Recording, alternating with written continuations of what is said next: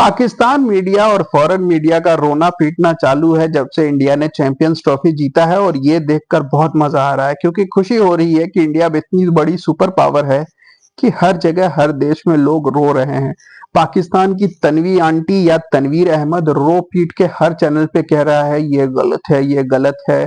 बाबर आजम बहुत बड़ा प्लेयर है, लेकिन अब लोग उसको गालियां बक रहे हैं क्योंकि पाकिस्तान की परफॉर्मेंस इतनी ज्यादा गिर चुकी है कि अब लोग उसे बाबर का पीआर एजेंट बोलते हैं। और उसके यूट्यूब पेज पर और जहां भी उसकी कोई वीडियो क्लिप आती है उसके नीचे जम के गालियां होती है। और मेरे ख्याल से ये बिल्कुल सही है, लेकिन वो अब देख रहा है कि मेरी ये स्ट्रेटेजी काम नहीं कर रही, तो उसने वही किया है जो हर पाकिस्तानी बाद में देखता है जब उसका यूट्यूब चैनल ना चल रहा हो तो करता है। उसने इंडिया को गालियां बकनी शुरू कर दी है फिर से। हरभजन ने हालांकि उसे काफी बेइज्जत किया था इंटरव्यू चैनल पे, उस वक्त वो कुछ नहीं बोल पाया था जब उन्होंने हरभजन ने क्लियरली कहा था कि इंडिया पाकिस्तान नहीं जाएगी। उस वक्त इसने बहुत बड़ी बड़ी बातें की थी, चैलेंज भी दिया था। चैलेंज तो ये हार गया, लेकिन ये एक्सेप्ट नहीं करता, ये थोड़ा ढीठ किस्म का है। इसने अब जाके कहा है कि मैं अगर रहता तो मैं तो ऐसी चैंपियंस ट्रॉफी को डस्टबिन में फेंक देता, एक ही जगह रह के इंडिया जीत गई। तो भाई, पाकिस्तान ने न्यूजीलैंड के खिलाफ अपने पहले जो मैच खेला था, पहला मैच, उसके पहले 2 मैच उसी ग्राउंड पे खेले थे, तो पाकिस्तान को तो बहुत ही बड़ा एडवांटेज था। तो वहां क्यों नहीं जीती पाकिस्तान? यही बाबर आजम था, वो सारे मैचेस खेला था, तो उसने 90 बॉल्स पे 64 बनाए। उसके लिए भी इसने कुछ बहुत सारी रीजंस ढूंढ रखे हैं कि नहीं नहीं, बाबर आजम को ओपनिंग भेज दिया और रिजवान दौड़ नहीं, वो फकर जमान दौड़ नहीं पा रहा था इस वजह से, और बहुत सारी कहानियां हैं। लेकिन ये हार मानने को तैयार नहीं है।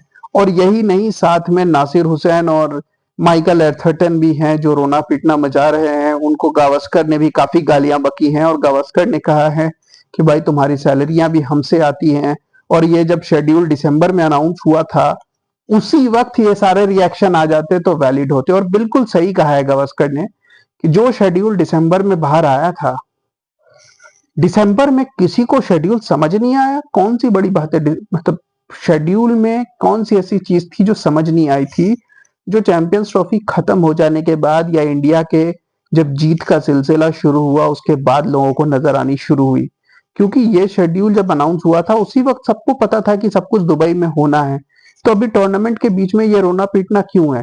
ऐसा था तो इंग्लैंड और ऑस्ट्रेलिया भी स्टैंड ले लेते, साउथ अफ्रीका भी स्टैंड ले लेते कि नहीं भाई, हम भी इस तरीके से ट्रैवल नहीं खेलेंगे, हमें भी दुबई में खेलना है।